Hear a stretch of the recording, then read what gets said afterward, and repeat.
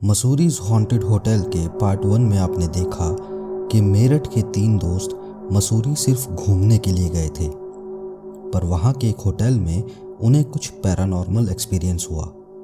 कैसे उनको एक आदमी का साया उन्हीं के रूम में दिखाई दिया, कैसे होटल के स्टाफ विष्णु ने उन्हें उस साये के बारे में बताया और कैसे विष्णु की बातों को इग्नोर करके वो लोग वापस मेरठ के लिए निकल गए। अब आगे की कहानी। तीनों लोग चुपचाप कार में बैठे हुए जा रहे थे।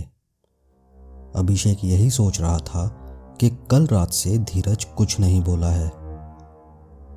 उसके पूछने पर धीरज का बस यही जवाब था कि उसको तबीयत सही नहीं लग रही है। अभिषेक और नितिन अपनी ही सोच में गुम थे। वो दोनों उस होटल, उस आदमी के साये के बारे में सोच रहे थे। तभी अचानक से अभिषेक से कार का कंट्रोल छूट गया। कार इधर उधर डगमगाने लगी और एक पेड़ से जाकर टकरा गई। कार की स्पीड ज़्यादा नहीं थी, इसलिए कुछ ज़्यादा नुकसान नहीं हुआ। बस हल्की सी खरोंचें नितिन और अभिषेक को आई थीं। धीरज एकदम ठीक ठाक था। नितिन ने अभिषेक से कहा, क्या कर रहा है? ध्यान कहाँ है तेरा? आराम से चला भाई, अभी काम खत्म था हम तीनों का। अभिषेक ने घबराते हुए कहा, वो आदमी बीच रोड पर खड़ा था, पता नहीं कहाँ से आ गया एकदम से। मैं कुछ समझ नहीं पाया और कार डिसबैलेंस हो गई। नितिन ने कहा, आदमी? कौन सा आदमी? मैंने तो कोई नहीं देखा रोड पर। अभिषेक ने कहा, वही आदमी जो होटल रूम में दिखा था। अभिषेक की बात सुनकर नितिन भी थोड़ा घबरा गया। उसने कहा, तू वो सब के बारे में ज़्यादा मत सोच, रोड पर ध्यान दे, आराम आराम से कार चला। एक बार मेरठ पहुंच जाते हैं, उसके बाद सब सही होने लगेगा। तीनों फिर से मेरठ की तरफ चल दिए। धीरे धीरे आराम से कार चलाते हुए वो लोग शाम तक मेरठ पहुंच गए। उन्होंने पहले धीरज को उसके घर ड्रॉप किया, उसके बाद नितिन को उसके घर ड्रॉप किया। नितिन ने अभिषेक से वो सब भूल जाने को कहा। उसका मानना था कि पहाड़ों में ये सब होना नॉर्मल है, वहाँ की बात वहीं छोड़ देनी चाहिए। अभिषेक भी अपने घर चला गया। अगले दिन अभिषेक और नितिन कॉलेज में मिले, लेकिन उस दिन धीरज कॉलेज नहीं आया था। दोनों ने आपस में बात करके कहा, शायद उसकी तबीयत खराब थी कल, इसलिए नहीं आया होगा। लेकिन अगले दिन भी धीरज कॉलेज नहीं आया। अब दोनों को कुछ गड़बड़ लग रही थी। दोनों ने डिसाइड किया कि शाम को वो लोग उसके घर जाएंगे और देखेंगे आखिर बात क्या है। शाम को दोनों धीरज के घर पहुंचे। घर का गेट धीरज की मम्मी ने खोला। नमस्ते आंटी, वो धीरज से मिलना था। नमस्ते बेटा। हाँ, धीरज अंदर ही है, आओ अंदर आओ।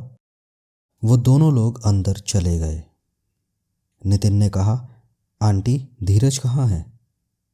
उससे मिलना था। 2 दिन से कॉलेज ही नहीं आ रहा है, फ़ोन भी स्विच ऑफ जा रहा है उसका। आंटी ने कहा, पता नहीं बेटा, जब से तुम लोग घूम के आए हो बस अंदर अपने रूम में ही बैठा रहता है। कभी खाने को पूछो तो मना कर देता है, कॉलेज जाने को कहो तो बोलता है तबीयत खराब है, मैं नहीं जाऊंगा। डॉक्टर के यहाँ जाने को बोलो तो मना कर देता है। अभिषेक ने कहा, आंटी हम लोग बात करते हैं धीरज से और उसे समझाते हैं। दोनों लोग धीरज के रूम में चले गए। रूम की लाइट्स बंद थीं। नितिन ने लाइट ऑन की तो देखा धीरज अपने बेड पर सर झुकाए हुए बैठा है। इससे पहले कि वो दोनों लोग कुछ बोलते, धीरज ने ही कहा, आ गए तुम लोग? अभिषेक ने कहा, हाँ आते ही। तू तो कॉलेज आ नहीं रहा और आंटी क्या बता रही हैं ये? ना कुछ खा रहा है, ना ही डॉक्टर के पास जा रहा है, बात क्या है? धीरज ने कहा, कुछ नहीं, मैं ठीक हूँ। जाओ तुम लोग यहाँ से। इतना सुनकर नितिन ने कहा, भाई खड़ा हो और चल हमारे साथ, डॉक्टर के लिए चलते हैं तुझे। बिना मतलब के आंटी को भी परेशान कर रखा है। इतना सुनते ही धीरज ने अपना मुंह ऊपर किया और कहा, बोला ना जाओ यहाँ से, एक बार में समझ नहीं आता क्या? धीरज की ऐसी आवाज़ सुनकर दोनों लोग डर गए और फिर धीरज का फेस उस आदमी के फेस की तरह लग रहा था। ये देखते ही दोनों लोग रूम के बाहर भागे। बाहर आते ही उन्होंने धीरज की मम्मी को सब कुछ बता दिया। मसूरी में 2 रात उनके साथ क्या हुआ था और अभी अभी रूम के अंदर क्या हुआ। उन दोनों की ये बातें सुनकर धीरज के घर वालों ने धीरज को बालाजी ले जाना सही समझा।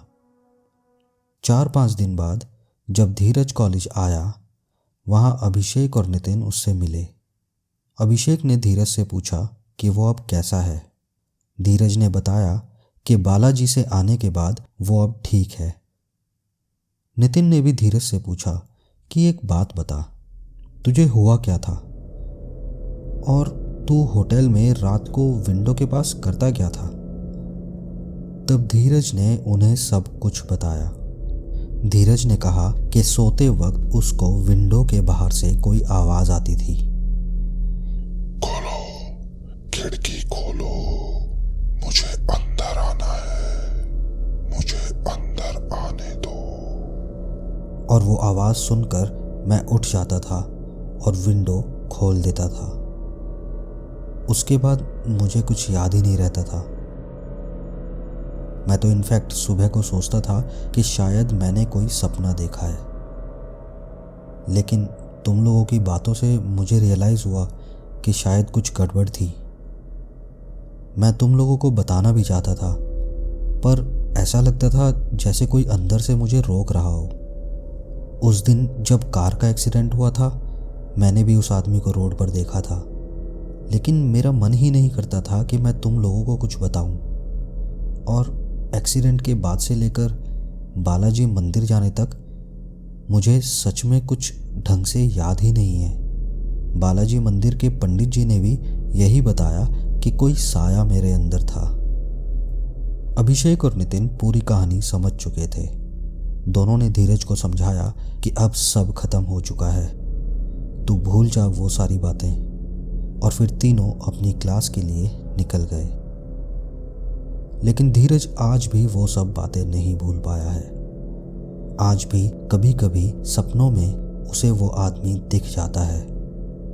आप लोगों का क्या कहना है इस बारे में? ऐसे कितने राज हैं पहाड़ों में, कितनी आत्माएं हैं जो भटक रही हैं, और क्यों पहाड़ों जैसी सुंदर जगह रात के वक्त डरावनी हो जाती है?